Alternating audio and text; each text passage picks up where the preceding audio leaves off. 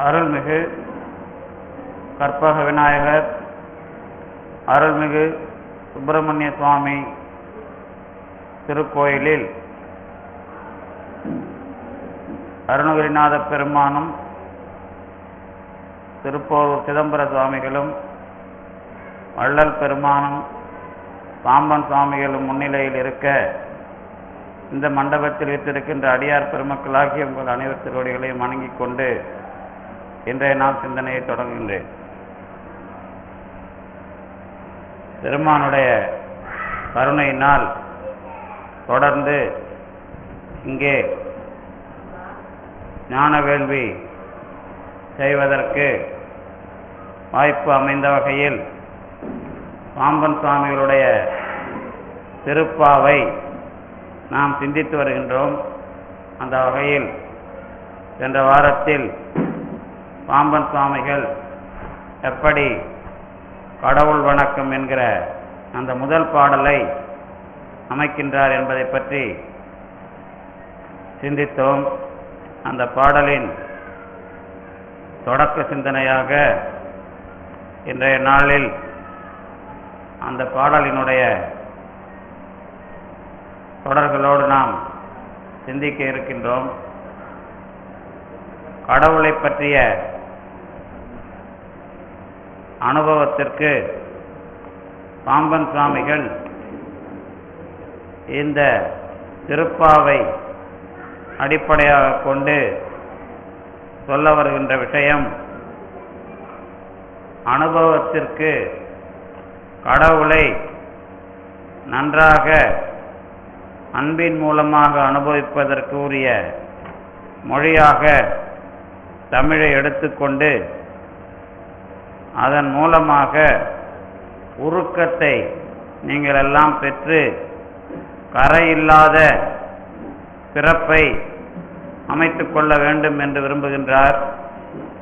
அந்த வகையில் அந்த முதல் பாடலை நீங்கள் எப்படி பார்க்க வேண்டும் என்பதற்காக பாடலை அமைத்துவிட்டு அதனோடு கூட ஒரு விரிவான உரை அமைத்து அந்த பாடலின் நோக்கம் என்ன என்பதை பற்றி பாம்பன் சுவாமிகளே சொல்லுகின்றார். சிவமும் சக்தியும் கணபதியும் சுப்பிரமணியமே எனக் கொண்ட வஸ்து நிச்சயமே சச்சிதானந்த இலக்கணம் என்பதை நிரூபிப்பதற்காக இந்த முதல் பாடலை அமைக்கிறார். சென்ற வாரத்தில் முருகனை பற்றிய வரலாற்றிலேயே முருகனுக்குள்ளேயே எப்படியெல்லாம் வரலாற்று வேறுபாடுகள் தமிழ்நாட்டிலே சொல்லப்படுகின்றன என்பதை பற்றியெல்லாம் விரிவாக நாம் சிந்தித்தோம். அதிலே முக்கியமாக நீங்கள் அமைத்து கொள்ள வேண்டியது, வடநாட்டிலே இருக்கிற முருகனா தமிழ்நாட்டிலே இருக்கிற முருகனா என்பதை பற்றிய ஆராய்ச்சிக்கு நீங்கள் செல்ல தேவையில்லை. ஒருவேளை அந்த ஆராய்ச்சிக்கு சென்றாலும் இந்தியாவிலே இருக்கிற பழமையான மொழிகளில் வடமொழிக்கும் முன்னதாக இருக்கிற பழமையான மொழி பாலி மொழி என்பது உங்களுக்கு தெரியும். தெரியவில்லை என்றாலும் இந்தியாவினுடைய வரலாற்றில் வடமொழி பயன்பாடு வந்ததற்கு முன்பாகவே இந்தியாவில் இருந்த ஒரு மொழி பாலி மொழி. அந்த பாலி மொழியில்தான் புத்தருடைய ஜாதக கதைகள் எல்லாம் இருக்கின்றன. இந்த புத்த ஜாதக கதைகள் என்று அதை சொல்லுவார்கள், அந்த கொள்கையை விளக்குவதற்காக. அந்த பாலி மொழிக்கும் முன்னதாக வரலாற்றிலே தெரிய வருகிற மொழி பிராமி மொழி என்று பெயர். அதை வடநாட்டிலே அசோக பிராமி என்று சொல்லுவார்கள், தமிழ்நாட்டிலே தமிழ் பிராமி என்று சொல்லுவார்கள். இந்த பெயர்களை இந்த தொல்பொருள் ஆராய்ச்சி செய்கிறவர்கள், வரலாற்று அறிஞர்கள் சொல்லுகிறார்கள். ஆனால் அந்த பிராமி என்ற சொல் பொதுவான சொல். அந்த பிராமி என்ற சொல்லை அந்த மொழிக்கு உரிய சொல்லாக சொல்லும் பொழுது இந்தியாவினுடைய பழங்குடிகள் அல்லது பழமையான மக்கள் பேசிய மொழி திராவிட மொழி என்று சொல்லி வடமொழிக்கு முன்னதாக பாலி மொழி, பாலி மொழிக்கு முன்னதாக திராவிட மொழி அல்லது தமிழ் மொழி என்பதாக இந்திய வரலாற்றினுடைய பழமையை நீங்கள் பார்க்கலாம். அப்பொழுதுதான் முருகனுடைய வரலாற்றை நீங்கள் வேண்டுமானால் வடமொழியில் ரிக்வேதத்தில் மற்றும் வடநாட்டிலே எப்படியெல்லாம் முருகனுடைய வரலாறு கிடைக்கிறது என்பதை தெரிந்து கொள்ள வேண்டுமானால் ஒரு குறிப்புக்காக சொல்லுகிறேன். காசி இந்து பல்கலைக்கழகத்தில் ஒரு நூல் வந்திருக்கிறது. வடமொழி வட மாநிலங்கள் சார்பாக எப்படி முருகனுடைய வரலாறு, கந்த கார்த்திகேயன் வரலாறு இருக்கிறது என்று ஒரு நூல் இருக்கிறது. அந்த நூலிலே ஒரு முக்கியமான செய்தி, காஷ்மீர் சார்ந்த பகுதியில் கிடைக்கிற கிமு 5ஆம் நூற்றாண்டு நாணயம், இந்த தண்டாயுதம் வைத்துக் கொண்டிருக்கிற முருகனுடைய உருவம் பதித்த நாணயம் கிடைக்கிறது, கிமு 5. அதே மாதிரி சரவண பொய்கை இமயமலை சார்ந்து சொல்லுவது, அதுக்கப்புறம் ரிக்வேதத்தில் சொல்லப்படுவது, இதெல்லாம் பழைய காலத்தில் இந்தியாவில் இருந்த மக்களால் வழிபடப்பட்ட தெய்வத்தினுடைய அடையாளங்கள். இதிலே தெரிகின்ற வரலாறுகள் எல்லாம் முருகன் சம்பந்தப்பட்ட வரலாறுகள், அவ்வளவுதான். அப்ப அந்த முருகன் சம்பந்தப்பட்ட வரலாற்றிலே இந்தியா முழுமையிலும் அனுபவித்த அந்த வரலாற்றைத்தான் சீர் சிறந்துல இமய ஓங்கலின் என்று பாம்பன் சுவாமிகள் தகராலய ரகசியத்தில் குறிப்பிடுகின்ற அந்த பாடலில் இந்தியா முழுக்க பரவியிருந்த தமிழ் மூலமொழி இன்றைக்கு தென்னாட்டில் மட்டும் பேசப்படுவதனால் தென்மொழி என்று சொல்லப்படுகிறது என்ற ஒரு விரிவான உரையையும் எழுதியிருக்கிறார். இதெல்லாம் நீங்க தகராலய ரகசியம் பார்த்தீர்களானால் தெரியும். சமுதாய அக்கறையோடு வரலாற்று விஷயங்களையும் பாம்பன் சுவாமிகள் அந்த வகையில் பதிவு செய்கிறார். என்ன செய்தி என்றால், இந்த வரலாற்றில் நீங்கள் முருகன் பற்றிய செய்தி அது இல்லாமல் இல்லை. அந்த முருகன் பற்றிய செய்தியில் முக்கியமானது எந்த முருகன் என்று பிரிவினை பேசுவது என்பது தேவையா? இதுதான் பாம்பன் சுவாமிகள் 2 இடங்களில் இதை பற்றி குறிப்பாக விரிவாகவே விளக்குகிறார். ஒன்று இந்த திருப்பாவினுடைய முன்னுரை, இன்னொன்று ஸ்ரீமத் குமாரசாமியம் என்கிற நூலின் முன்னுரை. இந்த 2 நூலின் முன்னுரையை பார்ப்பவர்களுக்கு தெரியும், வரலாற்றை அவரவர்கள் வேறு வேறு விதமாக திரித்து எழுதினாலும் நீங்கள் எப்படி முருகனுடைய வரலாற்றை தெரிந்து அனுபவிக்க வேண்டும் என்று எழுதுகிறார். அதுல முக்கியம், இதெல்லாம் நீங்க இன்னைக்கு அறிவியல் உலகம் வளர்ந்துட்டதுனால இந்த கேள்விகளை எல்லாம் ஏதாவது ஒரு வகையில் தெளிவாக அமைத்துக் கொண்டால்தான் கடவுளை பற்றிய அனுபவத்திற்கு இதெல்லாம் உதவும். ஏன் அப்படின்னு கேட்டீங்கன்னா, மற்றவர்கள் இந்த திசை திருப்புற வேலையை செய்வார்கள். ஏதோ கோவில் வரலாறுல இது பழமையானதுன்னு எல்லா கோயிலையும் ஏதாவது ஒரு வரலாறு சொல்லிக்கிட்டு இருக்கிறது, அது ஒரு ஐதீகம். ஆனால் கோவில் வரலாற்றில் நாம சரியான இடத்தில் இருக்கிறோம் அப்படிங்கிற ஒரு வரலாறு கண்டிப்பாக தேவை. அதனாலதான் பாம்பன் சுவாமிகள் முருகன் என்கிற தெய்வமாகவே ஏன் அதை சொல்லணும், வேற கடவுள் விஷயமா இதுக்குள்ள விவாதம் வர வேணாம் அப்படிங்கிறதெல்லாம் கவனத்தில் வச்சுக்கிட்டு இந்த விளக்கத்தை முதல்ல கொடுக்கிறார். கொடுக்கறதுல கொஞ்சம் அதிகமா இன்னும் தெளிவா தெரிஞ்சுக்கணும் அப்படிங்கிறதுக்காக தான் முருகன், சிவம், சக்தி, கணபதி, இந்த எல்லா தெய்வங்களையும் நீங்க எப்படி பார்க்கறீங்க, பார்த்த பிறகு இந்த தெய்வங்கள் எல்லாமே சுப்பிரமணியமாக நீங்கள் பார்த்தால் சச்சிதானந்த இலக்கணம்னா என்னன்னு தெரியும் அப்படிங்கிறதும் பாம்பன் சுவாமியுடைய விளக்கம். இதுல ஏதோ நம்ம முருகனுக்காக நாம பரிந்து பேசிக்கொண்டு இந்த உலகத்துல வரலாறுல பழமையா பார்க்கணும் அப்படிங்கிறது இல்லை. அது நாம அனுபவிக்கிற முருகனுக்கு தொடக்கத்திலிருந்து அடையாளம் இருக்கிறது அப்படிங்கிறதுக்காக மட்டும் முதல்ல சொன்னதெல்லாம் நீங்க மனசுல வச்சுக்கணும். அந்த காலத்திலேயே இப்போ எல்லாரும் கேட்குற மாதிரி நீங்களும் கேட்கலாம். இன்னைக்கு தான் நாம் கடவுளை வந்து வள்ளல் பெருமான் சண்முக தெய்வமணின்னு சொன்னார். அதுக்கும் முன்னாடி வரைக்கும் சண்முகம் ஆறுமுகமாக நீங்கள் வழிபடுறோம், அதுக்கு முன்னாடி முருகன்னு சொல்கிறோம். இப்போ இவங்கெல்லாம் ஏற்றுக்கிட்டாங்களா இல்லையா, அல்லது முருகன் அப்படிங்கிற விஷயமா நம்ம என்னதான் முடிவுக்கு வர்றது? அதுக்கப்புறம் வள்ளல் பெருமான் அதையே ஜோதி அப்படின்னு எழுதுறாரு. இது முன்னாடி சொன்னது பின்னாடி சொன்னது வரலாறுல பேசுறது இதெல்லாம் நிறைய நம்ம வந்து தலையில எல்லாருக்கும் மோதும்.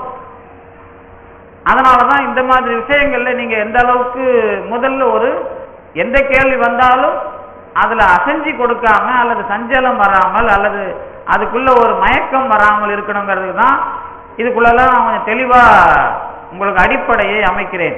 இது நான் மட்டும் இல்லை, இதுக்கான குறிப்பை பாம்பன் சுவாமிகள் தான் வரலாற்றோடு தருகிறவர்.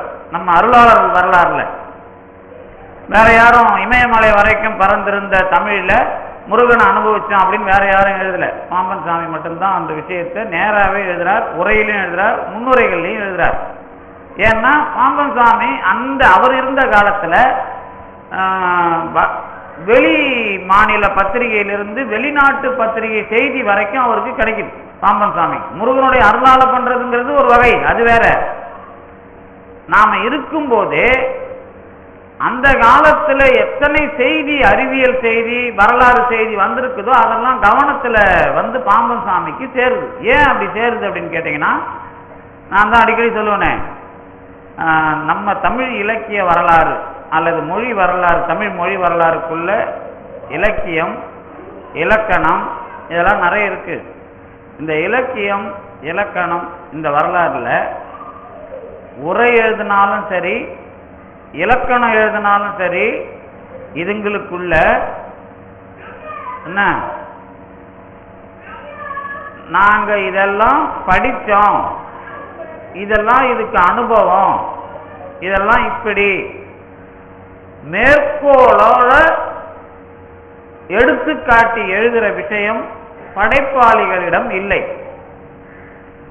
திருஞான சம்பந்தர் சொன்னாலும் எனக்கு வேதம் நன்றாக தெரியும், அதனுடைய முடிவை நான் சொல்லுகிறேன் அப்படின்னு தான் சொன்னார்.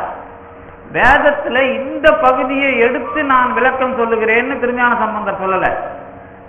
மறுவிலா மறையோர் கழுமல முதுபதி கவுனியன் கட்டுரை அப்படின்னா வேதத்தை தெரிந்து வைத்திருக்கிறவன் சொல்லுகிறேன் அப்படின்னு தெளிவா சொல்லிடுறார். ஆனா பாம்பன் சுவாமிகளோட பொறுப்பு என்ன அப்படின்னா, வேதத்துல எந்த இடத்தை வச்சுக்கிட்டு நீங்க போறது தப்பு, எதை பார்த்து நீங்க எப்படி புரிஞ்சுக்கணும் அப்படின்னு எழுதுறார். அப்போ வரலாற்றுக்குள்ள என்ன நீங்க தெளிவா என்ன பண்ணணும், இந்த மாதிரி ஞானத்துல ஞான பரம்பரையில செய்திகள் இருக்கிறது அப்படிங்கிறத முதல்ல வந்து மேற்கோளோட அடையாளத்தோட ஏற்றுக்கணும். அதுக்கு என்ன வழி அப்படின்னு கேட்டா, இந்த ஞான பரம்பரையில இதுதான் பெரிய விஷயம் சொல்லுகிற வேதம் உபநிடதங்கள்ல இருந்து எடுக்கணும், திருமுறைகள்ல இருந்து எடுக்கணும், 12 திருமுறையில இருந்து, சாஸ்திரங்கள்ல இருந்து, மெய்கண்ட சாஸ்திரங்கள்ல இருந்து எடுக்கணும்.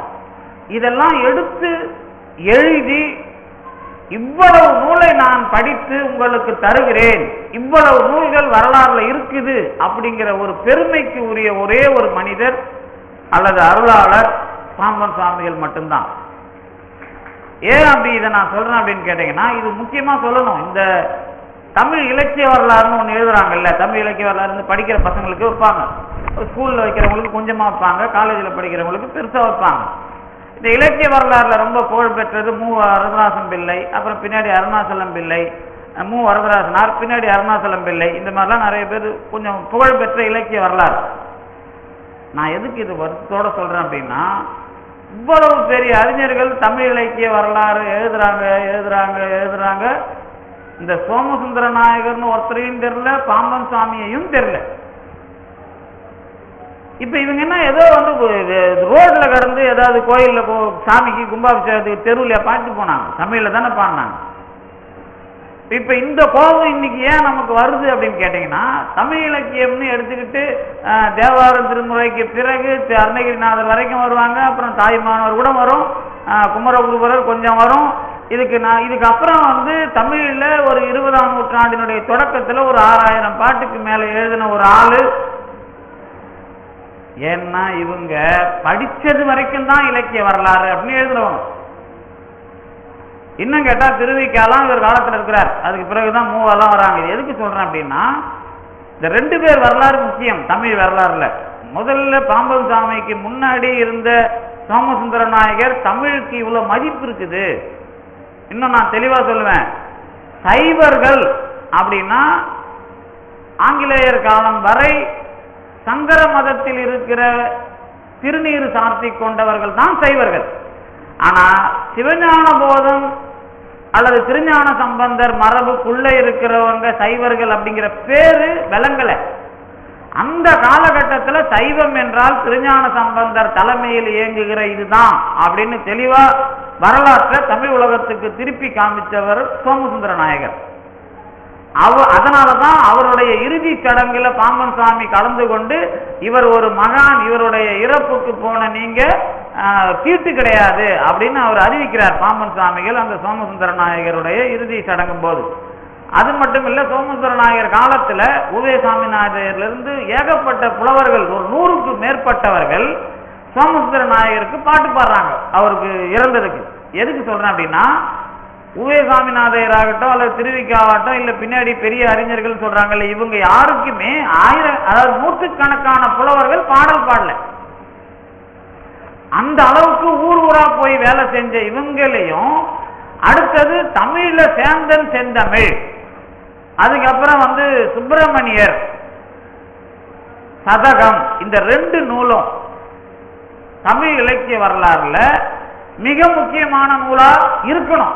ஏன்னா தமிழ்ங்கிறத எப்படி தெளிவா நீங்க ஒரு கலப்பும் இல்லாம ரொம்ப சுவையா ஆழமா அனுபவிக்கலாங்கிறதுக்கு சேந்தன் செந்தமிழ்.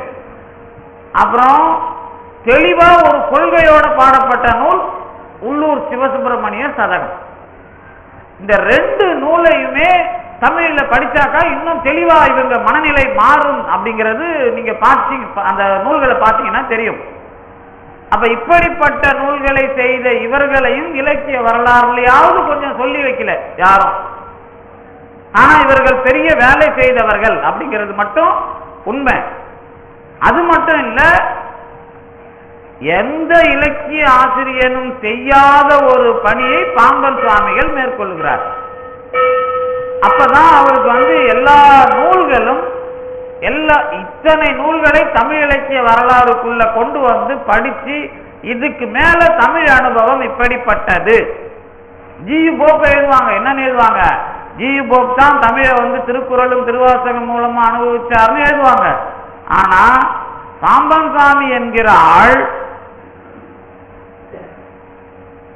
உலகத்தில் இருக்கிற அத்தனை விஷயங்களையும் பதிவு செய்து வடமொழி ஞானம் என்று அன்றைக்கு இந்தியாவில் வெகுவாக பேசப்பட்ட விஷயத்தை தமிழில் எடுத்து காட்டி அதனுடைய முடிவான அனுபவம் இது என்பதை எடுத்து காட்டிய ஒரு பெரிய வேலைக்காரர். இந்த வேலைக்காரரை இலக்கிய வரலாறுக்குள்ள எழுதவே அவங்களுக்கு மறந்து போச்சா விட்டுட்டாங்களான்னு தெரியல. எதுக்கு இதை மறுபடியும் சொல்றேன்?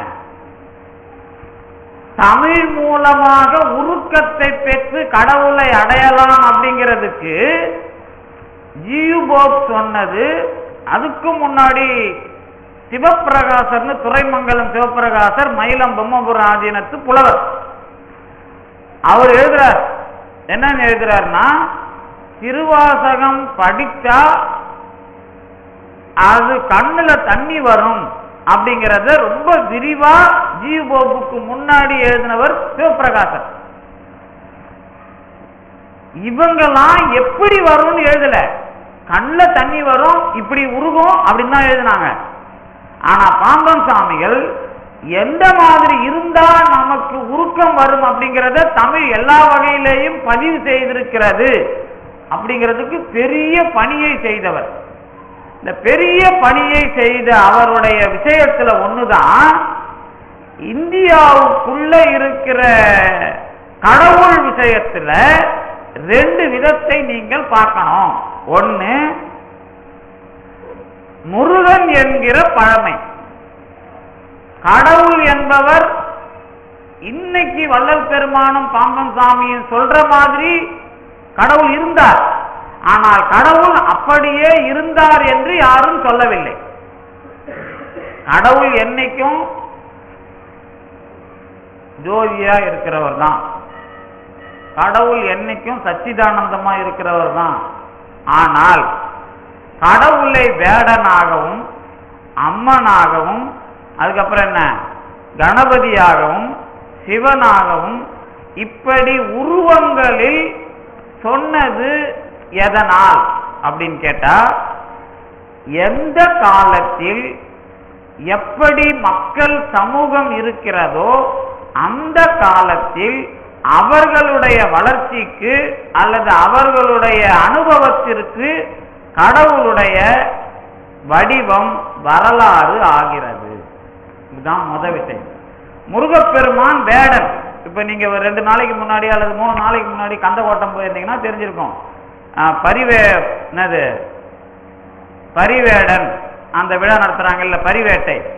இந்த பரிவேட்டை விழா நடத்துறதுன்னா முருகனுடைய பழைய வரலாறு. கந்தசாமி அந்த ஊரு சாரிமுனை பகுதியில் இருக்கிற அந்த பார்ட்டவுனை விட்டுட்டு வெளியே போகாதவர் இந்த பரிவேட்டைக்கு மட்டும் ராயபுரம் வரைக்கும் போய் வராருல்ல. அது என்ன அர்த்தம் அப்படின்னா, இந்த வேடர் தொழில் செய்கிறவன் அவனுக்குன்னு ஒரு இடம் கிடையாது, போய்கிட்டே இருப்பான். இவங்களெல்லாம் வீடு கட்டி மனிதனா மாறுறதுக்கு முன்னாடி வேடர்களா இருந்த காலத்திலேயே ஒருத்தனுடைய தலைமையில ஒருத்தவனை வாழ வைக்கிறதுக்கு அந்த வரலாறுல ஒரு கடவுள் வடிவம் இருக்குன்னா அது பரிவேடன் வரைக்கும் வரும். கொஞ்சம் தமிழ் தெரிஞ்சவங்களுக்கு ஒரு வரலாறு சொல்லணும். திருமுருகாற்றுப்படை படிச்சீங்கன்னா தெரியும். வெறியாட்டு, வேலன் வெறியாட்டுன்னு ஒண்ணு சொல்லுவாங்க. அது வேலன் அப்படின்னு பின்னாடி முதல்ல வெறியாட்டு, அதுக்கப்புறம் வேலன் வெறியாட்டு. இது சங்க இலக்கியங்கள்ல நிறைய வரும். இதெல்லாம் என்ன காரணம்னா, இந்த மலைவாழ் மக்களை எலும்பு ஆயுதம், கொம்பு ஆயுதம், பிற்காலத்துல வேல் ஆயுதம், இந்த ஆயுதங்களை மூலமாக வைத்துக் கொண்டு காப்பாற்றியவன் அப்படிங்கிற பழைய வரலாறு. இந்த வரலாற்றில் இருந்த அதே முருகன் இன்னைக்கு கந்தக்கோட்டத்தில் சண்முக தெய்வமணின்னு சொல்லப்படுகிறானா அப்படின்னு கேட்டா என்ன சொல்லுவீங்க? இப்ப சுப்பிரமணியர் ஓகே, சண்முக தெய்வமணி சரி, இதுக்கு முன்னாடி கந்தன், அதுக்கு முன்னாடி முருகன், அதுக்கு முன்னாடி யாரு, அப்புறம் வேடன், அப்புறம் கார்த்திகை, இப்படிலாம் பேர் வைக்கிறோம்ல. இதுல ஒரே ஒரு அணுகுமுறை வேணும். என்ன அணுகுமுறை அப்படின்னு கேட்டீங்கன்னா, நாம பார்த்த உடனே நம்மளை காப்பாத்துறது யாரு? நம்மளை பெற்று எடுத்து நம்மளை வளர்த்த அப்பா அம்மா கடவுள், தந்தையும் தாயும், அன்னையும் பிதாவும், முன்னறி தெய்வம் படிச்சிருப்போம். தெய்வம் என்பதை தெரிந்து கொள்ளுகிற வரலாறு எல்லாருக்கும் உண்டு. இப்ப உங்களுக்கு எல்லாம் தெய்வம் யாரு அப்படின்னு கேட்டீங்கன்னா என்ன சொல்லுவோம்? எங்களுக்கு நம்ம கற்பக விநாயகரும் முருகனும் தான் அப்படின்னு நம்ம சொல்லுவோம். கற்பக விநாயகரும் முருகனும் தெய்வம்னா ஊர்ல இருக்கிற தெய்வம். உனக்கு தெய்வம் ஏதாவது தெரிஞ்சுதா அப்படின்னு மாணிக்கவாசகர் கேட்டா என்ன சொல்லுவாரு? தெய்வம் என்பது ஓர் சித்தம் உண்டாகி கடவுள் ஒன்று என்னை காப்பாற்றுகிறது அப்படின்னு ஒரு நினைப்பு வந்தா அதுதான் முதல்ல கடவுள். அப்ப கடவுள் என்பதை முதலாக நான் தெரிந்து கொள்ளுவதற்கு இருக்கிற ஒரு வாய்ப்பு எதுனா அன்னையும் பிதாவும்.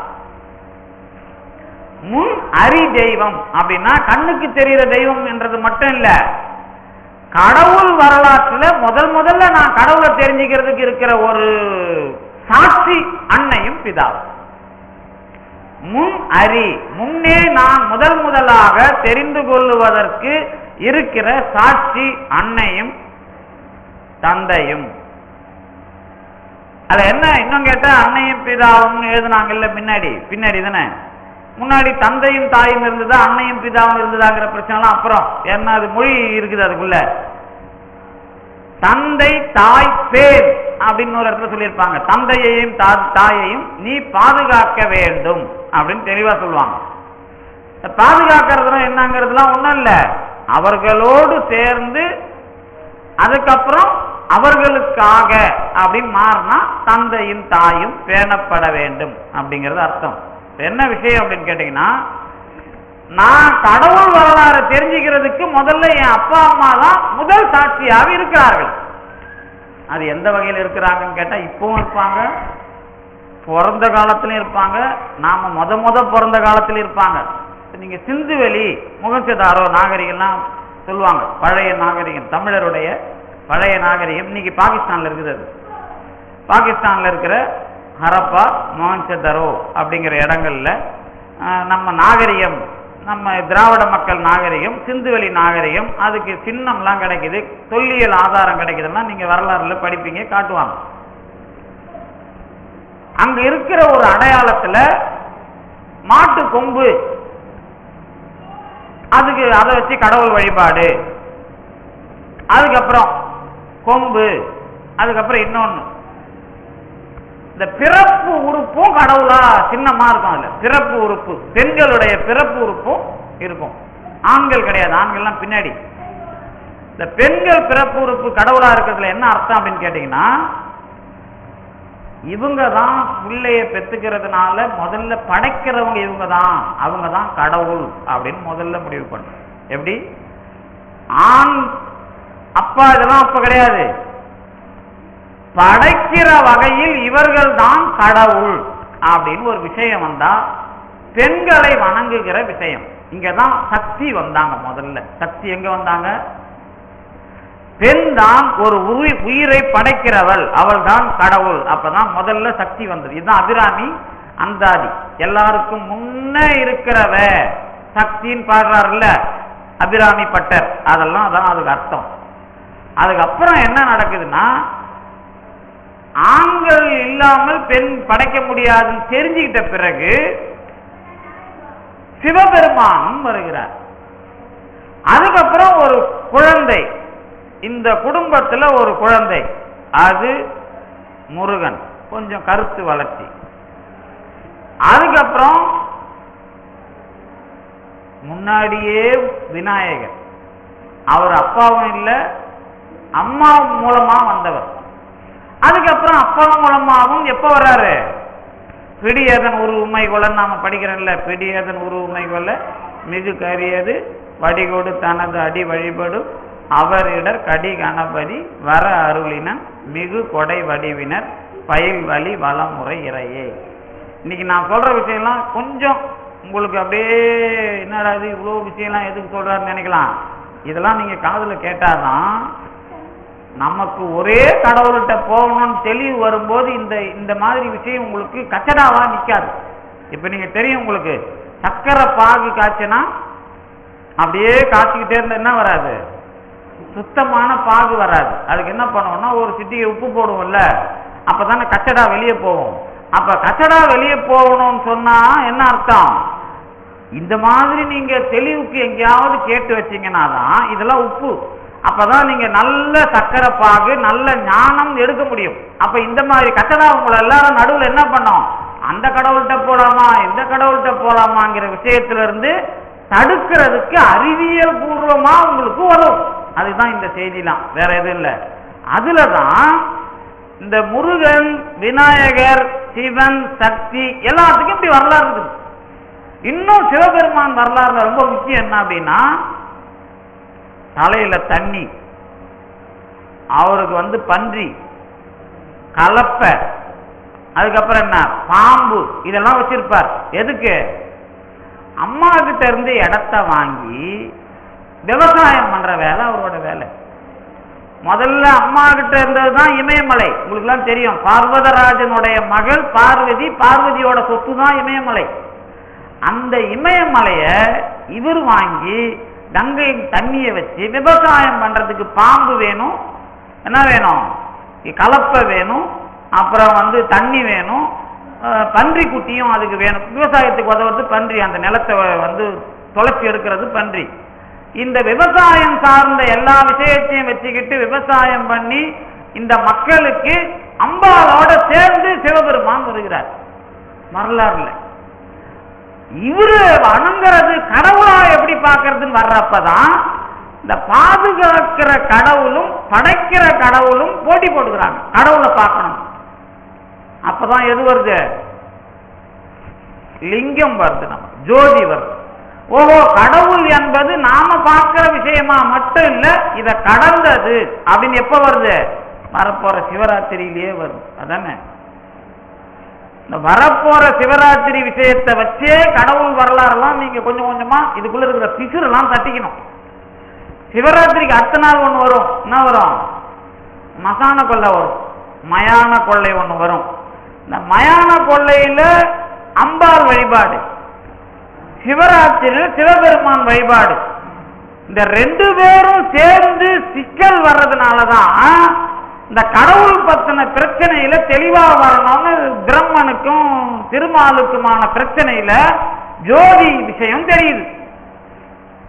இப்பதான் உங்களுக்கு எது ஞாபகத்துக்கு வரணும்? சோமாஸ்கந்தர் ஞாபகத்துக்கு வரணும். சோமாஸ்கந்தர்னா நீங்க போய் பார்த்தீங்கன்னா சிவபெருமானும் இருப்பார், அம்பாலும் இருப்பாங்க, நடுவுல சின்னதா ஒரு பொம்மை இருக்கும், முருகன் சொல்லுவோம், கந்தன்னு. அது என்ன அர்த்தம் அப்படின்னு கேட்டீங்கன்னா, இந்த ஆணுக்கும் பெண்ணுக்கும் நடுவுல ஒரு ஜோதியாக முருகன் விஷயம். இதுதான் சோமாஸ்கந்தர். அப்ப சிவபெருமான்ங்கிற சிவராத்திரி, மகாலய அமாவாசைங்கிற சக்தி ஒடுக்கம், இதுக்கு பிறகு உங்களுக்கு வர்றதுதான் எது? பங்குனி உத்தரம். தைப்பூசத்துக்கு பிறகு மாசி சிவராத்திரியும் மகாலய அமாவாசையும் சேர்ந்தே வந்து பின்னாடி எல்லாத்துக்கும் மேல இருக்கிற பங்குனி உத்தரம் வந்துடும். என்ன விஷயம் அப்படின்னு கேட்டீங்கன்னா, இந்த கடவுள் வரலாறு நம்ம நிலவரமா நடந்த வரலாறு. நம்ம ஊர்ல நாம விவசாயம் பண்ணணுங்கிறப்ப நமக்கு தெரிஞ்ச கடவுள் சிவபெருமான். நம்ம ஊர்ல பெண்கள் தான் தலைவர்கள்ன்றப்ப அம்பாள் தான் தலைவர். நம்ம மதுரை வரலாறு அதானே. மதுரையில சொக்கநாத பெருமானுக்கா வேலை இருக்குது, மீனாட்சி அம்மாவுக்கு தானே வேலை இருக்குது. அதனால தானே ஒன்னும் பின்னாடி பிரச்சனை வருது. அப்போ விசால, அதே மாதிரி காஞ்சிபுரம், அதே மாதிரி காசி, வரலாறுலாம் பாக்குறீங்களா? இதெல்லாம் என்ன தெரியுமா? நீங்க காசி பக்கம் போனீங்கன்னா ஒரு படம் கிடைக்கும், இங்கெல்லாம் அதை பார்க்க முடியாது. இந்த தலையை வெட்டி கையில வச்சிருக்கிற மாதிரி அம்பாள் படம்லாம் இருக்கும். தசமகா வித்யான்னு பேரு, சாமுண்டான்லாம் பேர் சொல்லுவாங்க உங்களுக்கு. அந்த படம்லாம் பார்த்தீங்கன்னா காசியில நிறைய கிடைக்கும், அதாவது சாமி படம். அதுக்கு என்ன அர்த்தம்னா, நம்ம மதுரை, காசி, இந்த காஞ்சிபுரம் இதெல்லாம் பழைய விஷயமா பார்த்தீங்கன்னா அம்பாளுடைய ஆட்சி தான். அதுக்கப்புறம் விவசாயம் பண்ணி ஆம்பளைங்க விவசாயம் பண்ண பிறகு சிவபெருமான். அதுக்கப்புறம் யாரு? கடவுள்னு ஒரு விஷயம் வந்தா ரெண்டு பேருக்கு நடுவில் இருக்கிற சோமாஸ்கந்தன், அவனுக்கு தான் நாம முருகன் பேர் வைக்கிறோம். எப்போ?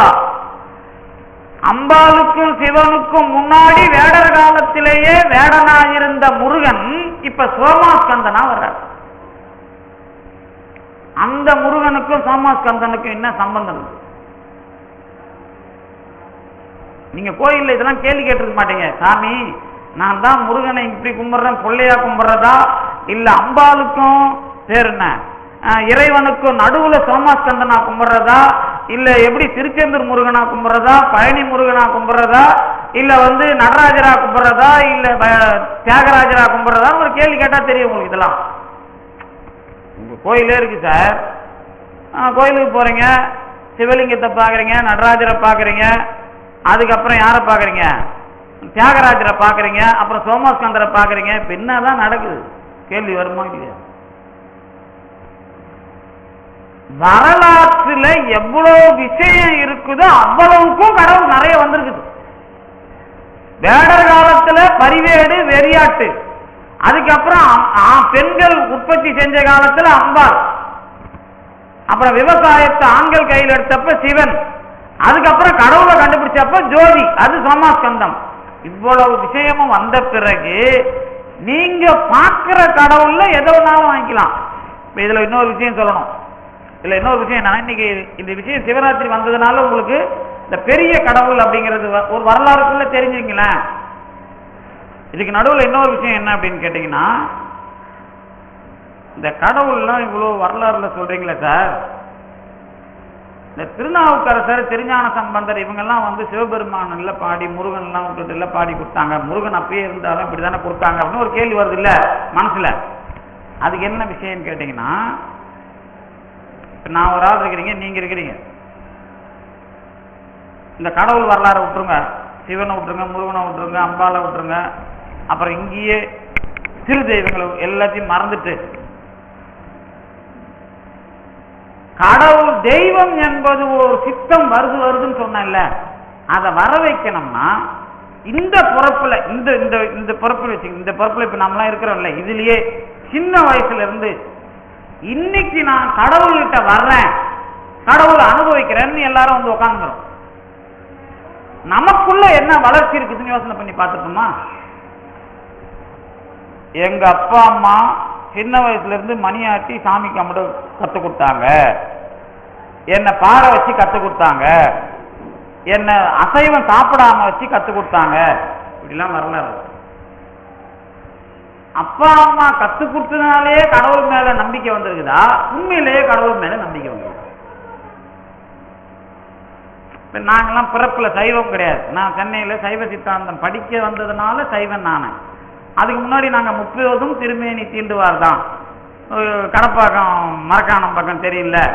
அப்ப வந்து படிக்க வந்த காலத்துல எல்லாரும் கேட்டாங்க சைவ சித்தாந்தமா அப்படின்னு. நீ அசைவம் இல்லப்பா, இதோட அந்த கேள்வி வந்ததுனால அசைவத்தை விட்டாச்சு. அது ஒரு 25 வருஷமா நம்ம சில பேர் கேட்பாங்க, முட்டை கூட தரோம், அதுவும் சாப்பிட மாட்டோம்பா, அது பிரச்சனை இல்லை, நம்ம சைவம் ஆயாச்சு, அதெல்லாம் பிரச்சனை இல்லை.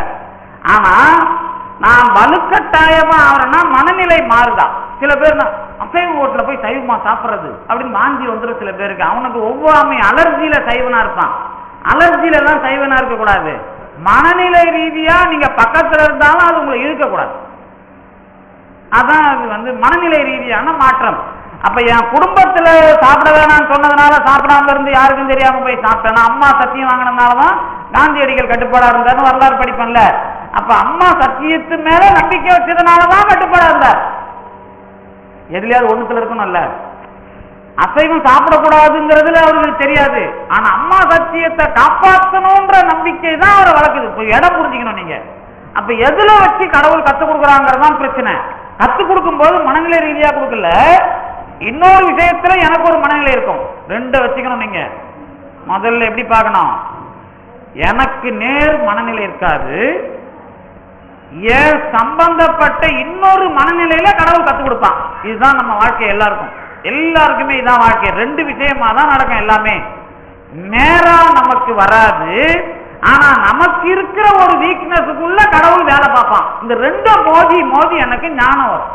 இதுதான் நம்ம பொறுப்பு. என்ன விஷயம் அப்படின்னு கேட்டீங்கன்னா, நீங்க கடவுளை ஏத்துக்கிறதுனா முதல்ல சும்மா யார் சொல்லி ஏத்துக்கூடாது. இப்ப அதுதான் துறவு வந்து நாம ஏதோ பிரச்சனையில துறவு மேற்கொள்ளக்கூடாது. துறவுங்கிறது பொறப்புல இருந்தே இயற்கையா இருக்கும், மனநிலை ரீதியாவே இருக்கும்.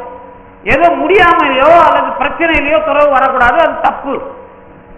அதே மாதிரி தான் கடவுள் விஷயமும் எப்படி வரும், நான் பிறந்து என் மனநிலையில என்னெல்லாம் தெரியுதோ அதுக்குள்ள போவேன்.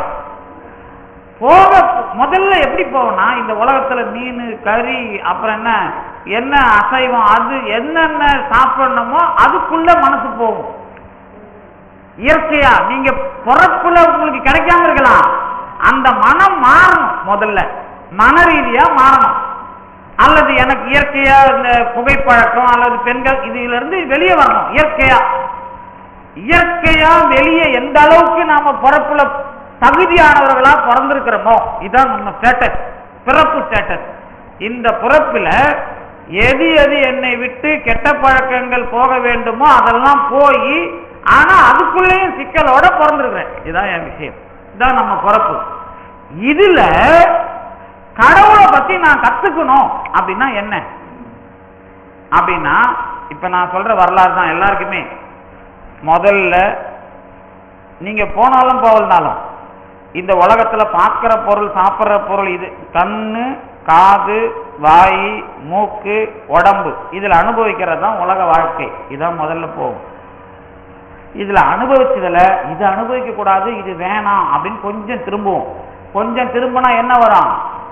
முதல்ல வர்றது சார்வாகம், மெட்டீரியலிசம். இந்த உலகத்தில் இருக்கிற எல்லாத்தையும் அனுபவிக்கிறது. கண்டு கேட்டு உண்டு உயிர்த்து உற்று அறியும் ஐம்புலன் அனுபவம் தான் சார்வாகம். இதுல செக்கல் வந்த பிறகு, போன பிறப்பிலையோ இந்த பிறப்பிலையோ வந்த பிறகு, இல்ல இல்ல ஒழுக்கமா இருக்கும் ஏதோ ஒண்ணு மூளையில வந்து கொட்டிடும். அது கொட்டன பிறகு பௌத்தம் தெரியும், புத்தர் தெரிவார். அப்ப ஆசை விடணும்னு தோணும். அப்ப ஆசையை விடுறதுக்கு என்னெல்லாம் பண்ணலாம் பார்த்தா முடியல, விதி வந்து விளையாடும். அப்ப சமணம் தெரியும். இந்த விதி விளையாடின பிறகு, சமணம் தெரிஞ்ச பிறகு கடவுள் உண்டா இல்லையா, நாம தான் பெரியாளா இல்ல நாமே கடவுளா மாறிடுமா, அதுல ஒரு கவர்ச்சி வரணும். கவர்ச்சின்னா என்ன? நான் இதெல்லாம் விட்டுட்டா நானே தான்பா கடவுள் அப்படின்னு ஒரு கவர்ச்சி வந்தாதான் சங்கரருடைய அத்வைதம் மாதிரி உங்க நினைப்பு வரும். அப்ப இதெல்லாம் தாண்டி இல்ல இல்ல கடவுள் என்பவன் இப்படிப்பட்டவன், நான் இப்படிப்பட்டவன், நான் தூய்மையாக கடவுளை போல மாற வேண்டும், ஞானம் வந்தா சைவ சித்தாந்தம். இப்படி நம்ம ஒவ்வொரு மனிதனுக்கும் அறிவு மாறணும். இது ஒரு உதாரணம் சொன்னது, எல்லாத்தையும் சொல்லுவேன். என்ன விஷயம்னு கேட்டா, நீங்களே வாழ்க்கையில அடிபட்டு அடிபட்டு இது சரியில்லை இது சரியில்லை இது சரியில்லைன்னு மாறுற மாதிரி, இன்னைக்கு நீங்க வேணா அது பெருசுன்னு சொல்லலாம், ஆனா நாளைக்கு உங்க ஞானம் மாறும். இன்னைக்கு நான் வந்து உங்களுக்கு வலிந்து மாத்தணும்னு எனக்கு அவசியம் கிடையாது. யாருக்கெல்லாம் ஒத்து வருதோ அவங்க வந்து உட்காந்துக்கிறீங்க. இதான் விஷயம். யாரையும் கூப்பிட்டு வச்சு நாம காதுல ஊத்த போறது இல்லை, யாரையும் கூப்பிட்டு வச்சு வாதம் பண்ண போறதும் இல்லை. நல்லா கேட்டுங்க. இப்ப நான் போய் ஒரு இடத்துல எங்க வாத்தியாருங்க மத்தியில சொன்னா கேட்பாங்களா? கேட்க மாட்டாங்க. ஏன்னா அவங்கவுங்களுக்கு ஒரு அறிவு இருக்கும். இப்ப நான் போய் கூப்பிட்டு வச்சு யார்கிட்டயாவது பேச முடியுமா? பேச முடியாது. நான் இருக்கிறேன், என் வாத்தியார் இருக்கிறார், என் வாத்தியார்கிட்ட 100 பேர் படிச்சிருப்பாங்க, இல்ல 500 பேர் படிச்சிருப்பாங்க. ஆனா 500 பேருக்கு மண்டையில ஏறலையே. இன்னும் புறம்போக்கு வேலை பார்க்கறோம் பார்ப்பான், புத்தி கேட்டவன் புத்தி வேலை பார்ப்பான், திருட்டு வேலை பார்ப்பான், சூழ்ச்சி பண்றான் சூழ்ச்சி பண்ணுவான், வியாபாரம் பண்றான் வியாபாரம் பண்ணுவான், உருட்டின்னு இருப்பான். அப்ப ஒரே வாத்தியார்கிட்ட ஆயிரக்கணக்கான பேர் படித்தாலும் ஏன் வந்து அவன் புத்தி மாறல? வாத்தியார் எல்லாருக்கும் ஒரே மாதிரி தானே சொன்னாரு, ஒருத்த மட்டும் ஏன் தெளிவா வர்றான்? அவர் சொல்லியா மாத்தினாரு. இப்ப நீங்க நான் சொல்லியா மாற போறீங்க? இல்ல, உங்களுக்கு அந்த அறிவு வளர்ச்சி இருக்கும் போது நான் சொல்லுவது ஒத்து போகும். யாரும் யாரையும் வளர்க்கவும் முடியாது, ஊட்டவும் முடியாது. வாழ்ந்த மாதிரி தான் நீங்களும். உங்களுக்கும் நான் சொல்லி வர்றதில்லை, உங்களுக்கு அந்த அறிவு வளர்ந்துருக்கும், நான் சொல்றது பொருத்தமாகும். மற்றபடி யாரும் யாரையும் வளர்க்கறது ஊட்டுறது அந்த வேலையே கிடையாது. எனக்கு நல்லா தெரியாது. ஏன்னா நான் யாரும் என்னை எதிர் வளர்த்தாருன்னு சொன்னா அதை நான் ஒத்துக்க மாட்டேன்ல. அந்த மாதிரி நம்மள யாரும் வளர்க்க முடியாது. நமக்கு அந்த பிரச்சனையில கடவுள் கத்துக் கொடுக்க வெளியில இருந்து ஒருத்தவங்க சொன்ன உடனே செட் ஆகும். இதுதான் செட் ஆகுது. அப்ப நீங்க பெரியவங்க, அதனால இதை கேட்பீங்க. இதுதான் அதுக்குள்ள இருக்கிற விஷயம். இந்த வளர்ச்சி மாதிரி தான் கடவுள் கொள்கையும். கடவுள் கொள்கையை சிவன் தான் பெரியவன்னா போ, இல்ல சிவனை கும்பிட்டாலும் கடைசியா நான் நவகிரகம் தான் சுத்துவனா போ, எல்லாமே கடவுள் தான், யாரும் இல்லைன்னு சொல்லல. ஆனா கடவுள் என்பது வரலாறு எதுக்குன்னு கேட்டா, எந்த அளவுக்கு அறிவு சமூகம் இருக்கிறதோ அந்த அளவுக்கு கடவுளும் வேறு வேறாக இருக்கு. அப்ப இந்த மக்களுக்கு இவர் தான் கடவுள் தான். உன் தகுதிக்கு யாரை பிடிக்குதோ அவர்கிட்ட போய் கும்பிடு, அவர்கிட்ட வாங்கிக்க. நானா வேணாங்கிறேன். அதை வாங்கின பிறகு உள்ள ஒரு வேலை இல்லைங்க, நான் மறந்துருங்க, என்னை மன்னிச்சிருங்க, என்னை வந்து இதெல்லாம் விட்டுருங்க, நீங்க கொஞ்சம் படிச்சிருக்கிறீங்க, இந்த யார் ரொம்ப பெருசா சொல்லியிருக்கிறாங்களோ அதை நான் தெரிஞ்சுக்கணும்னு வந்தா வாப்பா வள்ளலார்கிட்ட வா.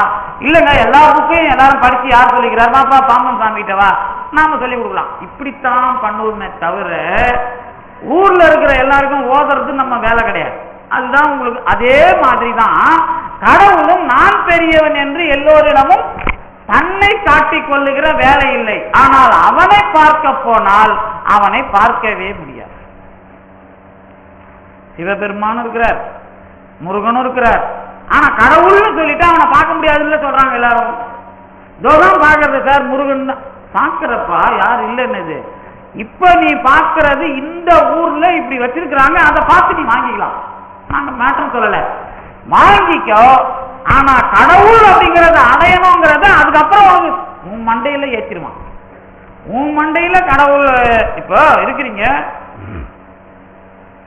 பல கோயில போன பிறப்புல சுத்தி, பல கோயில்ல பல விஷயத்தை வாங்கி, இந்த பொறுப்புல நாங்க இந்த விஷயத்துல கொஞ்சம் தெளிவடையணும் அப்படின்னு ஒரு குடிப்பினை இல்லைன்னா இப்படி ஒரு மண்டபம் உங்களுக்காக பெருமான் 50 வருஷமா கட்டி வச்சுட்டு உட்காந்துருக்க மாட்டான். எத்தனை 20 வருஷம் வச்சிங்களேன். இந்த இடத்துல ஒரு மண்டபம் பெருமான், ஏன் கந்தசாமி கோயில் கூட இவ்வளவு பெரிய மண்டபம் இல்லை. இந்த பக்கம் நீங்க பக்கத்துல திருவட்டீஸ்வரம் கோயில் எவ்வளவு பெரிய இடம் இருக்குது, அங்கேயே ஒரு மண்டபம் இல்லை. அப்ப இந்த இடத்துல ஒரு மண்டபத்தை கடவுள் உருவாக்குறான்னா அவனுக்கு 50 வருஷத்துக்கு முன்னாடி அவன் பிளான் பண்ணுவான். நீங்க கட்டினது 20 வருஷமா இருக்கலாம், 50 வருஷத்துக்கு முன்னாடியே இங்க பிறந்தவன மூளையை கொஞ்சம் திருத்தி இல்ல அதுக்குரியவனை பிறக்க வச்சு அந்த மாதிரி அவனை பண்ணி இவனை பண்ணி அப்படி இதெல்லாம் இப்ப தெரியாது உங்களுக்கு. நான் ஒரு உதாரணம் சொல்றேனே, நம்ம சென்னையில சைவ சித்தாந்தம் படிச்சுட்டு நிரந்தரமா வேலை கொடுக்கல, மாசம் 2000 ரூபாய் கொடுத்து வேலை வாங்கிக்கிறாங்க. 5 மாசம் தான் சம்பளம் கொடுப்பாங்க, 10,000 தான் ஒரு வருஷத்துக்கு சம்பளம். 8 வருஷம் இப்படி வேலை பார்த்தேன் சென்னை பல்கலைக்கழகத்துல, பிச்சைக்காரங்க கணக்கா வேலை பார்க்குறோம். ஆனா 24 மணி நேரம் ஞாயிற்றுக்கிழமை எல்லா நாள்லயும் அங்க வேலை பார்ப்போம். என்ன நடக்குதுன்னா, இது நம்மள சைவ சித்தாந்தம் பேசி இப்படி போயிட்டான் அப்படின்னு மத்தவன் கேவலமாகிற மாதிரி வர்ற நிலைமை வந்துடும் போல இருக்குது. இல்ல கடவுள் நம்மளை இப்படி கைவிட மாட்டாருன்னு ஒரு நினைப்பு இருக்குது. அதனால தமிழை ராத்திரியோட ராத்திரியா படிச்சுட்டு அதுல வாத்தியார் வேலைக்கு தயாராயிட்டேன். காசி இந்து பல்கலைக்கழகத்துல லெட்டரு அப்ளிகேஷன் வருது, போடுறேன். போட்டா அந்த அப்ளிகேஷன்ல அங்க இருக்கிற ஒரு ஆளு, அங்க இருக்கிற ஒரு பொம்பளை வேலைக்கு போனோன்னு கீழே ஒரு இது வச்சார், இந்தி தெரிந்திருக்க வேண்டும் அப்படின்னு போட்டார். அப்ப இங்க இருக்கிறவர் சொல்றாரு, நீ அப்ளிகேஷன் போட போறப்பா இந்த மாதிரி அந்த ஆள் பண்ணிட்டாரு, நீ ஏதாவது பண்ணணுமே அப்படின்னாரு. சார் கவலைப்படாதீங்க, நான் சென்னைக்கு வந்த வேலையா காலையில 1 ரூபாய்க்கு சைக்கிள் கொடுத்து நங்கநல்லூர் போய் சாந்தி காலனியில தினம் ஹிந்தி படிச்சுட்டு வந்தேன். அது போக சாயங்காலம் ஆனா ராமகிருஷ்ணா மடத்துல வடமொழி படிச்ச அந்த சர்டிபிகேட்லாம் என்கிட்ட இருக்குதுன்னு போட்டேன். எதுக்கு சொல்ல வரேன், 2004 எனக்கு வேலை கிடைக்கிறதுக்கு 98லயே கடவுள் ஹிந்தி படிக்க வைக்கிறான். சும்மா ஒரு படிப்புன்ற பேர்ல. எதுக்கு சொல்றேன்னா, கடவுள் திட்டம் உங்களுக்கு புரியவே புரியாது. அதை வளர்ந்த பிறகு திருப்பி பார்த்தீங்கன்னா இவ்வளவுதான் கேட்டு கொடுக்காத கடவுள் எவ்வளவு அழகா நம்மளை உருவாக்கி இருக்கிறான்னு ஒரு வரலாறு தெரியும். அப்பதான் இவன் முருகனா இவன் சிவனா இவன் அவனா இந்த வேலையே இருக்காது. கடவுள் என்பது நமக்குள் எப்படி வேலை செய்கிறதுன்னு நீங்க அனுபவிக்கப்பதான் இந்த வரலாறு இருக்கிற கடவுள்னா உலகத்துக்கு அவன் தகுதிக்கு அப்படிப்படி ஒரு வரலாறு இருக்குது. அதை கடவுள் தான் செஞ்சார். கடவுள் மனிதனில் இருந்து அந்த வரலாற்றில் இருந்தார், இருக்கிறார். ஏன்னா அப்படிப்பட்ட மனிதர்கள் இன்னும் இருக்கிறார். இன்னைக்கு மிருகம் இல்லையா, மிருகம் மாதிரி மனுஷன் இல்லையா, அவனுக்கு ஒரு குருநாதர் அயோக்கியம் வேணும் தானே, ஒரு நல்ல குருநாதர் இல்லாம வெலை பேசுற குருநாதர் வேணும் தானே. ஏன்னா அவனுக்கு இருக்கிறதுக்கு நீங்க ஒண்ணு ஐயோ அவன் நல்லவன் இல்லைன்னா சொல்லக்கூடாது. அப்படிப்பட்டவன் அவனுக்கு குருநாதர். இதெல்லாம் தாண்டி நீங்க எத்தனை ஆயிரம் தர திருவண்ணாமலையை சுத்தினீங்களா, இல்ல திருக்கழுகுன்றத்தை சுத்தினீங்களா, இல்ல விருத்தாசலத்தை சுத்தினீங்கன்னா தெரியாது. பாம்பன் சாமியை வள்ளலாரியை அனுபவிக்கிறதுக்கு வந்துட்டீங்கனாலே நீங்க 100கணக்கான தர இதெல்லாம் சுத்தி இருக்கிறதா பலனுக்கு உரியவர்கள். அதெல்லாம் சும்மா இல்ல. அப்ப பலன்கிறத அனுபவிக்கிறது இன்னைக்கு சுத்துறவனுக்கு தெரியாம இருக்கலாம். அவன் சுத்தி பக்குவம் இல்லாம போயிருக்கலாம். நேரம் பெருமான் காமிச்சிருப்பார் மெசேஜ் மூலமா, இன்னைக்கு இங்க நடக்குது போலான்னு அவனுக்கு காட்டுவார். ஆனா அவனால முடியாது. ஏன்னா அவனுக்கு என்ன பண்ணுவார் கடவுள், சரி பரவாயில்லப்பா நீ அடுத்த பிறப்புல ஏதாவது ஒரு சொற்பொழிவு கேட்கிற மாதிரி உன்னை அங்க பிறக்க வைக்கிறேன், அவ்வளவுதான் பண்ண. இது மட்டும் இல்ல, பாம்பன் சாமி ரொம்ப கவனமா ஒண்ணு சொல்றாரு. ருத்ராட்சத்தை 108 தடவை உருட்டினாலும் சரி, சிவையை நம்ம சொன்னாலும் சரி, உனக்கு முத்திலாம் ஊத்துற மாட்டான்பா, நல்ல குடும்பத்துல பிறக்க வைப்பான். நல்ல குடும்பத்துல பிறக்க வச்சு நீ மேல வருது அப்புறம். ஆனா இன்னைக்கு அந்த வாய்ப்பை விட்டுட்டியப்பா, இப்படி இவ்வளவு பெரிய விஷயத்தை நாம பண்ணிருக்கிறோமாப்பா அப்படிங்கறதுதான் இவங்க. அதனாலதான் வள்ளல் பெருமாள்லாம் பொய் போகலை சத்தியம் உரைக்கின்றேன், என்னை அந்நியன் என்று எண்ணாதீர்கள். ஏன் அவர் உருகணும், என்ன அயலாம் நினைக்காதீங்கப்பா. நான் உங்கள உறவலன், உறவு உங்களுக்கு தெரியாதா, நான் உறவுக்காரன் தெரியாதான்னு ஏன் நம்மளோட நெருக்கமா பேசினார். இந்த பிறப்பை மிஸ் பண்ணிடாதீங்கப்பா, இப்ப மிஸ் பண்ணிடாதீங்க, அடுத்த பிறப்புல ஏன்பா காலத்தை நீட்டிக்கிறீங்க, அதுதான் அதுக்கான அர்த்தம். அப்போ இந்த கடவுள் வரலாறுல அன்னைக்கே முருகன் இருந்தான், அவன் வடமொழி முருகன், இன்னைக்கு தமிழ் முருகன். இந்த குய்யால கூவற வேலை வேணாம். வேலை என்ன அப்படின்னு கேட்டீங்கன்னா, முருகனை அனுபவிக்கிறதுன்னு ஆரம்பிச்சுட்டா அன்னைக்கு இருந்த மக்கள் வரலாறுல அவங்களுக்கு ஏற்ற வடிவத்துல ஒரு வரலாறு உண்மை. அதே நிலவரத்தில் இருக்கிறவனுக்கு அது இன்றைக்கும் தேவை. அதை கடந்து வரும் பொழுது எல்லாரும் ஒன்று அப்படி நினைக்கிறதுக்குள்ள எப்படி வர்றது? வேலையில் முடிச்சு இன்னொரு 10 நிமிஷத்துல முடிச்சிருவோம்.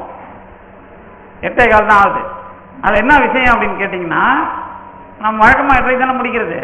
அதுல என்ன விஷயம் அப்படின்னு கேட்டீங்கன்னா, இது நான் இன்னும் அடுத்த வாரமும் சொல்லுவேன். இந்த பாம்பன் சாமி அனவரத பாராயண அஷ்டகம்னு ஒரு நூல் எழுதுறார். அதை இந்த உரைக்குள்ளேயும் காட்டுறார். என்னது காட்டுறாருன்னா, சச்சிதானந்தம் அப்படிங்கிற கடவுளை நிரூபிக்கிறது பாம்பன் சாமியோட இந்த பாட்டுல அர்த்தம். எது? இந்த திருப்பாவுடைய முதல் பாட்டுல சச்சிதானந்தம்னா என்ன? சச்சிதானந்தம்னா உங்களுக்கு தத்துவமா சொல்லியிருப்பாங்க. சத்து, சித்து, ஆனந்தம், இதான் சச்சிதானந்தம் அப்படின்னு சொல்லியிருப்பாங்க. அது இன்னும் சிவஞான முனிவர் கொஞ்சம் நீட்டி அகண்டாகார நித்த வியாபக சச்சிதானந்த பிழம்பு அப்படின்னு சைவ சித்தாந்தப்படி கடவுளுக்கு பேர். இப்ப முருகன் சிவன்லாம் சொல்றீங்கல்ல, தத்துவமா எழுதுனா இதான் அகண்டாகார நித்த வியாபக சச்சிதானந்த பிழம்பு, இதான் கடவுளுக்கு பேர். இந்த கடவுளை தத்துவமா சொல்லிட்டு போகணும்னு நினைக்கல பாம்பன் சாமி. கொஞ்சம் பார்க்கிறார், மக்கள் முருகனை வணங்குறாங்க, விநாயகரை வணங்குறாங்க, சிவனை வணங்குறாங்க, உமையை வணங்குறாங்க, இவங்களுக்கெல்லாம் இதை எப்படி சொல்றது? அப்படி கவனப்படுத்தி அதுக்கு தான் ஒரு தனியாவே ஒரு 8 பாட்டு எழுதுறார். தத்துவமா விளக்கமா எழுதுற பல விஷயங்களை தாண்டி குறைஞ்சபட்சம் தினம் இதை பாராயணம் பண்ணுங்கப்பா அப்படின்னு அனவரத பாராயண அஷ்டகம். இப்ப சண்முக கவசம் பாராயணம் பண்றீங்கன்னு வச்சுங்களேன், அது ஒரு வேண்டுகோளுக்கு நேரம் ஒதுக்கி பண்ணணும். இன்னும் கேட்டா இந்த பாராயணத்துல ஒரு முக்கியமான விஷயம் தோன்றதுனால சொல்லிடுறேன். ஒரு நேரத்தை ஒதுக்கிட்டு நீங்க பண்ண ஆரம்பிச்சீங்கன்னா அதுக்கு கொஞ்சம் அது வேலை செய்யற வேகம் அதிகமாகும்.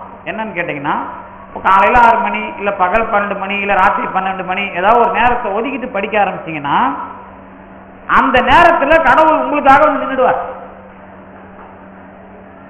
அது எப்படி சொல்றீங்கன்னு கேட்டீங்கன்னா, பூசலார் நாயனார் தெரியும் உங்களுக்கு, திருநின்ற ஊர் பூசலார். கடவுளுக்கு நீங்க டைம் வச்சீங்கன்னா அவன் அசைய மாட்டான். நாம டைம் வைக்கிறத நம்ம கண்ட்ரோல்ல நீங்க வச்சுட்டீங்கன்னா கடவுள் உங்க கண்ட்ரோலுக்குள்ள வந்துடுறான். இதுதான் சகாதேவன் பண்ணது மகாபாரதத்துல. அதனாலதான் அவன் ஜோதிடத்திலேயே பெரிய ஜோதிடன் சகாதேவன். எதிரியே வந்து அவங்ககிட்ட 4 குறிச்சி போறாங்கல்ல துரியோதனம் குரூப். சகாதேவன் ஏன் 4 குறிக்கிறதுல பெரியவன்னா, கடவுளுக்கே அவன் டைம் வச்சு கடவுளை அனுபவிக்கிறவன் அப்படின்னு அர்த்தம். அதுதான் நீங்க அனவரத பாராயண அஷ்டகம் வேற, மற்ற பாராயணம் வேற. இந்த அனவரத பாராயண அஷ்டகம் என்ன அப்படின்னா, இப்ப இப்படி வச்சுங்களேன், இங்க நம்ம இது இப்ப நீங்க கோச்சு கூடாது. இவ்வளவு நேரம் உங்களை பாராட்டினேன், இப்ப உங்களை கொஞ்சம் சூடு வைக்கிற மாதிரி சொல்லுவேன், கோச்சு கூடாது. என்னன்னா, இப்ப விநாயகர், கற்பக விநாயகர், சுப்பிரமணிய சாமி, நடராஜர், அம்பாள் இதெல்லாம் போய் நிக்கிறீங்கன்னு வச்சுங்களேன், ஏன் யாருக்காவது இந்த சாமியை பார்க்கலன்னா ஏதாவது சிக்கலாயிட போகுதுன்னு ஒரு மனசுல ஒரு நெருடல் வராம எந்த சாமியை விட்டுடாம பாக்குறோம்ல. எல்லா சாமியும் ஒரு சாமி தான் பாக்குறது இல்லை எல்லாரும். இந்த சாமியை பார்க்காத விட்டா ஏதாவது சிக்கலாயிட போகுது, முடிஞ்ச வரைக்கும் கோயிலை மூடிட்டு கால பைரவரை பார்த்துட்டு போனா ரொம்ப நல்லது அப்படின்னு கொஞ்சம் நினைக்கிறோமா இல்லையா? இப்ப நான்லாம் வந்து காசியிலே இருந்தேன். காசியில உங்களுக்கு தெரியும் பைரவருக்கு தலைமை இடம் தானே கால பைரவருக்கு. எனக்கெல்லாம் வந்து நல்லா தெரியும் கால பைரவருடைய கண்ட்ரோல் எந்த அளவுக்கு இருக்குது அப்படிங்கிறதுலாம். ஏன்னா நான் ஒரு நாள் 12 மணிக்கு நினைக்கிறேன், ஆனா 11:30க்கு வேற ஒரு ஆள் குடிச்சார். கரெக்டா அந்த 12 மணிக்கு தூக்கி போய் அவர் முன்னாடி நிறுத்திடுறார். அதை அனுபவிச்சிருக்கிறேன். எதுக்கு சொல்ல வரேன்னா, அந்த நாம நினைக்கிற நேரத்தை அவங்க செயல்படுத்த ஆரம்பிச்சுவான் கடவுள். இதுதான் கால பைரவரோட அர்த்தம். இப்ப நாம போறோம்ல, முதல்ல தடை வரும். நாம வைக்கிற நேரம் ஒரு தடை வரும். முதல்ல அந்த சிலுமிசெல்லாம் நடக்கும். ஏன்னா நீங்க எப்படி உங்க மனசை வச்சிருக்கிறீங்கன்னு பாக்குறது. இதெல்லாம் முடிச்சிட்ட பிறகு நீங்க தெளிவாயிட்டீங்கன்னா, நீங்க நினைக்கிற நேரத்துல உங்க வேலையெல்லாம் ஒதுக்கி வச்சுட்டு உங்களை தூக்கி போய் அந்த இடத்துல நிக்க வைக்கிற வேலையை அவர் பண்ணுவார். இதுதான் கால பைரவரோட வேலை. அதனாலதான் சாவி கோயிலை மூடி அவர்கிட்ட வைக்கணும். அதுதான் காலத்துக்கு திறக்கிறதுக்கு அவர் பண்ற விஷயம் எல்லாம். அப்ப என்ன அர்த்தம் அப்படின்னு கேட்டீங்கன்னா, நாம நினைக்கிற விஷயம் எது, இந்த நேரத்துல பாராயணம் பண்ண போறேன்னு நினைச்சிட்டு எந்த நேரம்னாலும் நீங்க முடிவு பண்ணீங்க, அதை பத்தி கவலை இல்லை. அதுல மட்டும் கவனம் இருந்தா அந்த பாராயணத்துக்கு சீக்கிரம் வேகம் கிடைக்கும். ஆனா இந்த கடவுள் விஷயத்துல தெளிவாகணும் அப்படின்னா இந்த நேரம் இப்படி அப்படின்னு கிடையாது. எல்லா நேரத்திலையும் நீங்க சொல்ல வேண்டியது அனவரத பாராயண அஷ்டகம். அனவரதம்னா எப்போதும். இன்னும் கேட்டா அதுவும் வரணும். அப்பதான் நம்ம மூளையிலிருந்து இந்த கசடா போகும். அது ஒரு உதாரணம் சொல்றேன் பாருங்க. இப்ப நீங்க இருக்கிறீங்க, உங்களுக்கு எத்தனை பேருக்கு எத்தனை ஸ்வீட்டு தெரியும்? லட்டு, ஜாங்கிரி, அல்வா, பாதுஷா, அப்புறம் என்ன இருக்கு? இதுக்கு மேல எனக்கே தெரியலையே. மைசூர் பாக்கு, ஒரு 5-6 விஷயம் தெரியும். ஆனா சில கடைக்கு போனீங்கன்னா 12 ஐட்டம் வச்சிருப்பான். அந்த 12க்கும் பேர் தெரியாது இல்ல. இந்த பால்கோவா மாதிரி இருக்குது இல்ல, அது எது? இந்த லட்டு மாதிரி இருக்குது இல்ல, அது எது? அப்படின்னு தானே சொல்லுவோம். இந்த மேரி இருக்குது, அது மாதிரி இருக்குதுன்னு சொல்றோம்ல. இந்த விஷயம் தான் நம்ம பிறப்புல பெரிய பிரச்சனை. என்னன்னு கேட்டீங்கன்னா, உலகத்துல இன்பத்தை அனுபவிச்சுட்டு கடவுள் கொடுக்கிற இன்பத்தை நீங்க அனுபவிக்கணும் அப்படின்னா என்ன விஷயம் தெரியுமா? இது எல்லாத்தையும் முதல்ல தொடைக்கணும், சாயம் இல்லாம தொடைக்கணும். இந்த விஷயம் வந்தாதான் நாம புதுசா ஒண்ணு அனுபவிக்க முடியும். இந்த புதுசா அனுபவிக்கிறதுன்னு ஒண்ணு இருக்குது சார். இந்த புதுசா அனுபவிக்கிறதுக்கு பழசு எதுவுமே உங்களுக்கு ஞாபகத்தில் இருக்கக்கூடாது. அதுக்காக மனநிலை பாதிக்கப்படக்கூடாது. பழசு எல்லாத்தையும் கழற்றணும். சரியை கழற்றி, கிரியை கழற்றி, யோக கழற்றி, ஞான கழற்றின்னு பேரு. இததான் வள்ளல் பெருமான் ரொம்ப பெரிய அளவுல விரிவா அந்த முத்தேக சித்தியில சொல்றதெல்லாம். இத கழட்டி கழட்டி இந்த வாசனை இல்லாம இப்படி வச்சுங்களேன். இந்த பெருங்காய டப்பாவில் மறுபடியும் நீங்க வேற எதையாவது போடணும்னா எத்தனை தடவை கழுவி இருப்பீங்க. அதை விடுங்க சார், பிளாஸ்டிக்ல போட்டு தூக்கி அடிச்சிருவோம் சார். அதெல்லாம் போட்டு வச்சுட்டுலாம் பாத்திரத்தெல்லாம் கழுவிட்டு இருக்க முடியாது. முயற்சி பண்ணி பார்த்துட்டு எப்படி கழுவுனா அது மாறும் அப்படின்னு முயற்சி பண்ணிட்டு வந்து சொன்னீங்கன்னா அதுக்கப்புறம் பெருங்காய வாசனையே இருக்கக்கூடாது. பெருங்காய டப்பாவுக்கு இப்படின்னா இந்த ஊர்ல இருக்கிற அழுக்கெல்லாம் சாப்பிட்ட இந்த குடலும் மனமும் எப்ப மாத்துறது? இது மாத்தினாதான் நீங்க கடவுள் கொடுக்கிற புது அனுபவத்துக்கு வர முடியும். அதை மாத்திர ஒரே ஆயுதம் எதுன்னு கேட்டீங்கன்னா அன்பு. வேற எதுவும் மாத்தாது. நீங்க சாப்பிட்ற சாப்பாடு மாத்தாது, நீங்க படிக்கிற பாட்டு மாத்தாது, நீங்க பண்ற எதுவும் மாத்தாது. அந்த கருணை அன்புங்கிற ஒன்றை தவிர வேற எதுவும் உங்களுக்கு அதை மாத்துறதுக்கு வாய்ப்பே இல்லை. மாத்துறது என்னுடைய உடம்பு, எண்ணம், என்னுடைய கடவுள் அனுபவம், இது எல்லாம் மாறுறதுக்குரிய ஒரே கருவி எதுன்னு கேட்டீங்கன்னா அன்பு. அதை தான் பாம்பன் சாமி என்ன பண்றாருன்னா, இந்த பாட்டுல மட்டும் இல்லை, இந்த முத பாட்டுல மட்டும் இல்லை, எல்லா பாட்டுலயும் பாம்பன் சாமி அன்புக்கு ஒரு சொல் பயன்படுத்துறார். அவர் மட்டும்தான் இது, மற்றவங்களை விட மற்றவங்களாம் இதை பயன்படுத்துதான் நான் இன்னும் படிக்கல. நார் அப்படிங்கிற சொல்ல பாம்பன் சாமி மட்டும்தான் நாருடை மனுஷன், தகராலய ரகசியத்துல நாருடை, இந்த நார் நார் அப்படிங்கிற வார்த்தை அன்புக்கு உரிய வார்த்தை. இந்த அன்புக்கு உரிய வார்த்தைக்கு நார்னு பாம்பன் சாமி மாத்துறது மட்டும் இல்லை, இந்த பாட்டுல சொல்றாரு நாராக நிற்கும் மாயையை அப்படிம்பார். நாரா நிக்கிறதுனா இந்த உலகமே அன்பா மாறுமா. அப்பதான் நீங்க கடவுள் தரிசனத்துக்கே தகுதி இருக்குது. அதை நான் அடுத்த வாரம் விரிவாக சொல்லுவேன்.